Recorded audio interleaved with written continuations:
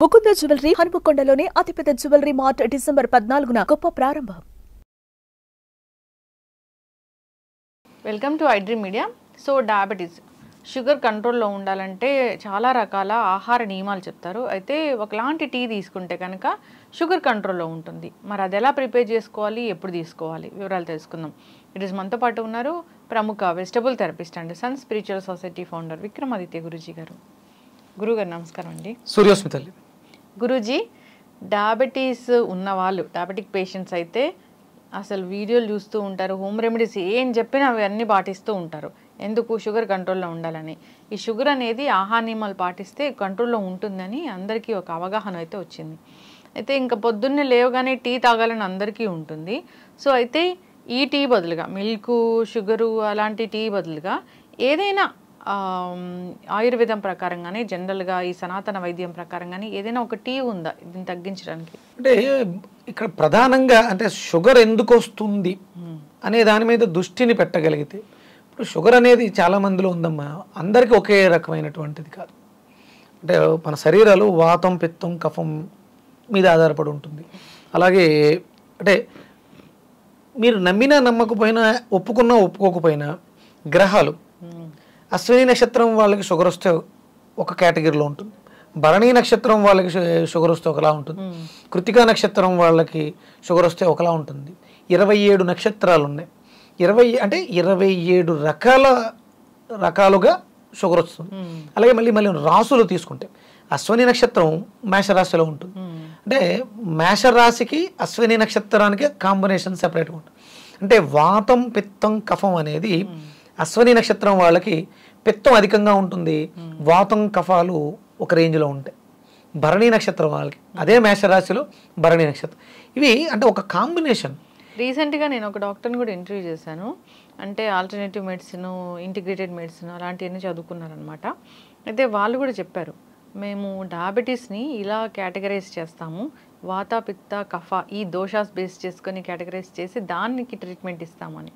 Yes Guruji, మీరు చెప్పింది మీ విధానంలో ఇది డిపెండ్స్ ఆన్ రాశి, నక్షత్ర, దాన్ని బట్టి వాళ్ళ దోషం ఎలా ఉంటుంది, శరీర తత్వం ఎలా ఉంటుంది. 100% ఇప్పుడు అంటే కేవలం ఒక మేషరాశిని తీసుకుంటే, అంటే ఒక బేబీ బర్త్ తీసుకుంది, ఆ పుట్టినప్పుడు చంద్రుడు ఉన్నటువంటి స్థితి, ఆ పుట్టిన సమయానికి రవి ఆరోగ్యకారకుడైనటువంటి రవి ఉన్న స్థితి, అలాగే ఆ పుట్టిన సమయానికి లగ్నం, అంటే 12 లగ్నాల్లో ఏ లగ్నంలో పడితే రోగస్థానం ఏమైంది.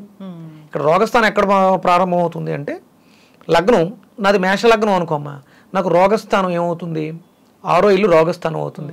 మేషం, వృషభం, మిథునం, కర్కాటకం, సింహం, కన్య. అంటే నాకు డయాబెటీస్ రావడానికి ఒకవేళ వచ్చి ఉంటే లివర్ ప్రభావంగా వచ్చి ఉంటుంది. నా రుణరోగ శత్రుస్థానం అయినటువంటి 6వ ఇల్లు ఇక్కడ బుధుడు సూచిస్తున్నాడు. అప్పుడు నేను ఈ వ్యాధికి వచ్చినటువంటి షుగర్ వ్యాధికి నేను తీసుకోవాల్సింది ఏముంటుంది, ఇక్కడ దొండకాయ కాంబినేషన్తో నేను రిలేటెడ్ ఆ ప్లానెట్ బుధుడికి సంబంధించినటువంటి రెమెడీ చేస్తే నాకు రోగం తగ్గే అవకాశం ఉంటుంది. మీకు అంటే జ్యోతిష్య వైద్య విధానం అని ఉంటుంది. అంటే వైద్యం జ్యోతిష్యానికి అనుకూలంగా తీసుకుని మీకు ఉన్నటువంటి ఆ గ్రహస్థితి, ఎక్కడో విశాలమైనటువంటి విశ్వంలో ఉన్నటువంటి గ్రహాలు నా శరీరం మీద చూపించేటువంటి ప్రభావం. అంటే జ్యోతిష్యం ఎందుకు చూసేవాళ్ళు అప్పట్లో అంటే, మనుషులకు వచ్చేటువంటి రోగాలు ఏ ఏ సమయాల్లో, మీకు భరణీ నక్షత్రం ఉన్నప్పుడు మీకు ఒక రోగాన్ని డయాగ్నోస్ చేసే ఉన్నప్పుడు ఈ రోగం తగ్గడానికి ఇన్ని రోజులు పడుతుందని చెప్పేసేవారు. మీకు ఆ రోగం ఏ నక్షత్రంలో వచ్చింది అంటే, ఇప్పుడు ఇది మనకి మృగశిర నక్షత్రం, ఈ మృగశిర నక్షత్రం మృగశిర అంటే ధనుసు రాశికి సంబంధించింది. ఇక్కడ ఈ నెలలో మీకు ఒక రోగం డయాగ్నోస్ అయింది, వచ్చింది అంటే ఇది తగ్గడానికి సుమారు మీకు 45 రోజులు పడుతుంది. అలా డయాగ్నోస్ చేసేవారు. ఒక పేషెంట్ వెళ్ళి డాక్టర్తో మాట్లాడే సమయానికి అక్కడ నడుస్తున్నటువంటి గ్రహస్థితిని కూడా బ్యాలెన్స్ చేసుకున్నారు. ఎంత అద్భుతమైనటువంటి విజ్ఞానం ఆయుర్వేద వైద్యం. ఆయుర్వేదం మన యజుర్వేదం నుంచి తీసుకోబడినటువంటి ఆయుర్వేదం, ఇవన్నీ కూడా కాలిక్యులేట్ చేసి, అప్పుడు నాడి మనం పట్టుకుంటే 3 తెలుస్తాయి. మా గురువుగారు నాకు నేర్పించారు, 12 రకాల నాడుల్ని చూడాలి. ఇందులోనే ఇక్కడ దొరికేటువంటి 3 నాడుల్లోంచి 12 రకాల నాడిని తీయాలి. అప్పుడు ఈ 12 రాసుల్లోనూ అది సెట్ అవుతుంది. దానికి తగ్గ ట్రీట్మెంట్ ఇవ్వాలి. ఇప్పుడు మీకు ఈ రోగం ఎందుకు వచ్చింది? లివర్లో బెల్రూబియన్ కన్యా లగ్నానికి తీసుకుంటే ద్వితీయాధిపతి తుల అవుతుంది, అక్కడ శుక్రుడు. మీరు తీసుకునే ఆహారంలో ఏమున్నాయి అంటే రెస్పిరేటరీ ఇన్ఫ్లుయెన్స్ చేస్తుంది. మేషలగ్నాన్ని తీసుకుంటే వృషభం ద్వితీయ స్థానం, వాక్ స్థానం, మనం ఫుడ్ ఇంటేక్ తీసుకునేది. అంటే మీరు విపరీతమైనటువంటి భోగాలకు వెళ్ళిపోతే, అంటే లావిష్గా లగ్జరియస్గా ఉంటే మీకు ఈ రోగాలు వచ్చే అవకాశం ఉంటుంది. అంత శాస్త్రం చెప్తూ ఉంటుంది. అయితే దొండకాయ జ్యూస్ తీసుకుంటే మంచిదా గురూజీ? ఇది మీరు ఇప్పుడు మనం టీలా తీసుకోవాలనుకున్నప్పుడు మనకు సందర్భాన్ని బట్టి, అంటే ఇప్పుడు అందరూ పచ్చి జ్యూసులను తాగలేకపోతున్నారు. వీటిని కొంచెం మనం జ్యూసెస్ కింద కాకుండా కషాయాల కింద నీళ్లు బాగా మరగబెట్టి, నేనేం చెప్తానంటే ములక్కాడని దంచి, అల్లం ములక్కాడ దంచి బాగా నీళ్లు మరగబెట్టి దాంట్లో వేసి, దాంతోపాటు కొంచెం దాల్చిన చెక్క పౌడర్, దాన్ని కొంచెం తేనె కలుపుకుని తాగొచ్చు. ఇదే దొండకాయల్ని చిన్న చిన్న ముక్కల కింద కలిసి నీళ్ళలో మరగట్టి వడకట్టుకుని తాగొచ్చు. దాంట్లో దాల్చిన చెక్క పొడి అని, లేకపోతే ఇలాచి ఇలాంటివి వేసుకుని ఫ్రాగ్రెన్స్. అంటే వీటికన్నా మనకు దగ్గరలో ఏదైనా ఫ్లవర్స్ దొరికితే, ఇప్పుడు సీజన్స్ ఒక్కొక్క సీజన్ వస్తూ ఉంటాయి, ఆ ఫ్లవర్స్ని సేకరించి, మునగ పువ్వులు మీకు చాలా అద్భుతంగా టీలా పనిచేస్తాయి. మునగ పువ్వులు, దాల్చిన చెక్క, ఇలాచి మనం చేసి పెట్టుకోవచ్చు. మీకు మోదుగా సీజన్ వస్తున్నప్పుడు మోదుగ పువ్వుల్ని తీసుకొచ్చి ఆరబెట్టి శుభ్రం చేసుకుని ఒక గాజు బాటిల్లో వేసుకుంటే మీకు ఒక 2-3 సంవత్సరాలు కూడా ఉంటాయి. వాటిని టీగా పెట్టుకుంటే అది అద్భుతమైనటువంటి మంచి క్లెన్జర్. అరుగుదలని మెరుగుపరచడంతో పాటు మన శరీరంలో వ్యర్థాలని బయటికి గెంటేస్తుంది. అంటే మనం పదార్థం యొక్క క్వాలిటీని చూడండి. మీకు జీలకర్ర టీ, మీరు జీలకర్రను మరగబెడితే ఎల్లో కలర్ వస్తుంది. ఇవన్నీ కూడా అద్భుతమైనటువంటివి. అంటే ఒక ఫ్రాగ్రెన్స్ పెట్టుకుని ఒక వారం జీలకర్ర టీ కింద, ఒక వారం దాల్చిన చెక్క టీ, ఇలా మనం మార్చుకుంటూ రెగ్యులర్గా టీ అలవాటు ఉంది, అవి మనం మార్చుకుంటూ ఉండాలి. అంటే చాలామంది రకరకాలన్నీ మిక్స్ చేసేస్తుంటారు. కొన్ని కాంబినేషన్స్ కలపకూడదు, దానికి విరుద్ధ స్వభావాలు ఉంటాయి.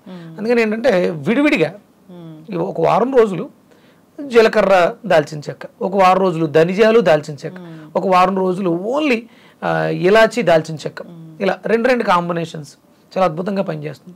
గ్రీన్ టీ ఇలా పెట్టుకుని కంపల్సరీ అది ఒక అలవాటుగా పెట్టుకోవాలి. వీలైతే ఒక 2-3 చుక్కలు ఆవు నెయ్యిని అందులో వేసుకోవడం ద్వారా వాతము పిత్తము కూడా కంట్రోల్లోకి వస్తుంది, వాతము కఫము కూడా కంట్రోల్లోకి వస్తుంది. అంటే ఇవి 3 ఉండాలి, ఎంత ఉండాలో అంత ఉండాలి. అనుసంధానంగా ఆవునేతిని అనుపానంగా తీసుకోవడం వల్ల ఘృతం అద్భుతంగా మనకి యోగ్యాన్ని చేకూరుస్తుంది. ఆవునేతిని 2 చుక్కలు వేసుకుని మనం ఏదైనా టీ యొక్క ఫ్లేవర్ని మరింత ఇంప్రూవ్ చేస్తుంది అనమాట. అంటే ఈ వైద్యం అనేది ఎవిడెన్స్ బేస్డ్ వైద్యము, ఆయుర్వేద వైద్యము, ఇలాగా డిఫరెంట్ వైద్యాలు ఉన్నాయి. దేంట్లోనైనా కానీ ఒక వ్యాధిని ఎలా తగ్గించుకోవాలి, కంట్రోల్ చేయాలనేది వాళ్ళకు అనుగుణంగా చెప్పడం జరిగింది. సో ఇది బాగా పనిచేస్తుంది, మందులు వాడుతూ కూడా దీన్ని తీసుకోవచ్చు, కంట్రోల్ చేస్తుందని చాలా చక్కగా చెప్పారు. మందులు అత్యవసర పరిస్థితులలో మనకి దోహదం చేస్తూ ఉంటాయి. 100% మనం దేన్ని తీసిపారేయట్లేదు. ఒరిజినల్గా మనం చెప్పాలంటే ఎవిడెన్స్, మీరు అడిగారు ఎవిడెన్స్ ఏంటి అంటే, ఇప్పుడు ఉన్నటువంటి ఏ వైద్య విధానానికి ఎవిడెన్స్ లేదు. ఏదైతే వేదంలో చెప్పబడి ఉందో దానికి మాత్రమే ఎవిడెన్స్ ఉంది. మన శరీరం 7 హోతలతో, అంటే చక్రాలు, నేను మాట్లాడుతూ ఉంటాను, అది దీనికి ప్రమాణం ఏంటి అంటే, మీరు చక్రాలు ఉన్నాయి, దానికి ప్రమాణం ఏంటంటే వేదమే ప్రమాణం. ఒక్కొక్క చక్రం ఒక్కొక్క శక్తిని కలిగి ఉంది, ఒక్కొక్క ప్రాణాన్ని కలిగి ఉంది. ప్రాణ శక్తితో మాత్రమే మనం జీవనాన్ని సాగిస్తున్నాం. మిగతావన్నీ కూడా వాటికి ఏమి ఎవిడెన్స్ ఉండవు, 100% ఎవిడెన్స్ లేదు. ఎవిడెన్స్ ఉన్నది అంటే వేదంలో ఏదైతే చెప్పబడిందో దానికే ఎవిడెన్స్ ఉంది. అంతకు పూర్వం, అంటే వైద్య విధానం అభివృద్ధి చెందడానికి పూర్వం నుంచి ఉన్నది వేదం మాత్రమే. అంటే వాళ్ళు ఆ వేదం ఎలా తెలుస్తుంది అంటే సాధన చేయడం ద్వారా వస్తుంది తప్ప మనం డిగ్రీలు చదివేసినంత మాత్రాన, ప్రాక్టీస్ చేసినంత మాత్రాన రాదు, సాధన చేయాలి. అది అంటే పూర్వం ఋషులు, చరకుడు, సుశ్రుతుడు, వరాహమిహరుడు, వీళ్ళందరూ కూడా ఎంతో సాధన దివ్య దృష్టితో చూసి మూలికలు, ఆకులు, మనం సింపుల్గా అయిపోతుంటాయేమో ప్రతిదీ, చంద్రకాంతిని స్వీకరించి మొక్కలు ఔషధాలు తయారు చేస్తాయి. ఇది ప్రమాణం, దాన్ని ఎవరూ కాదనలేరు. మీరు ఒక మెడిసిన్ తయారు చేయాలన్నా ఆయుర్వేదంలో వాటిని చూర్ణం చేసి సమూలంగా తీసుకొని ట్యాబ్లెట్లు వేస్తాం. అవి అంటే ప్రాసెస్ చేయడం వల్ల వాటిలో ఉన్నటువంటి గుణాలు ఇంకొంచెం పెరిగే అవకాశం, అంటే పర్టికులర్ నక్షత్రాలు అట్లు ప్రాసెస్ చేస్తాం. అవును, మొక్కలు సేకరించాలన్నా కానీ ఆ నక్షత్రం అప్పుడు మాత్రమే తీసుకుంటారు అని చెప్తారు. ఆయుర్వేదం అంతా చాలా అంటే ఎవిడెన్స్ ఉంది అంటే అది ఆయుర్వేదానికి మాత్రమే ఎవిడెన్స్ ఉన్నాయి. మిగతావన్నీ కూడా మనం తయారు చేసింది, నా నాలెడ్జ్తో దాన్ని డెవలప్ చేస్తాను. నేను గర్వంగా ఫీల్ అవుతాను, నేను ప్రాణిక్ హీలర్ని, ప్రాణిక్ హీలింగ్ ప్రాక్టీషనర్ని. అంటే ప్రాణశక్తి ప్రపంచం అంతా ఉన్నది యాక్సెప్ట్ చేస్తుంది ప్రాణశక్తి. అది లేకపోతే మీరు ఎన్ని రకాల మందులు మీ దగ్గర ఉన్న ప్రాణాన్ని కాపాడలేదు. ఆ ప్రాణంతో చేసే వైద్యమే ప్రాణవైద్య చికిత్స, అద్భుతమైనటువంటి వైద్యం అది. చక్కటి ఇన్ఫర్మేషన్ గురువు గారు, అందరూ కూడా పాటించాలని కోరుకుందాం. ఈ టీలు ఏవైతే ఉన్నాయో బాగా పనిచేస్తాయి, తీసుకోవాలని కోరుకుందాము. అన్నిట్లో కూడా చాలా మెడిసినల్ ప్రాపర్టీస్ ఉంటాయి. దీనికోసమనే కాదు, జనరల్గా మన శరీరానికి ఇవి ఆరోగ్యాన్ని కలిగించేవి. వ్యర్థాలను విసర్జింపజేయడం ద్వారా సెల్ఫ్ ఇమ్యూనిటీని డెవలప్ చేస్తాయి. ధన్యవాదాలు గురువు గారు. సూర్యస్మిత.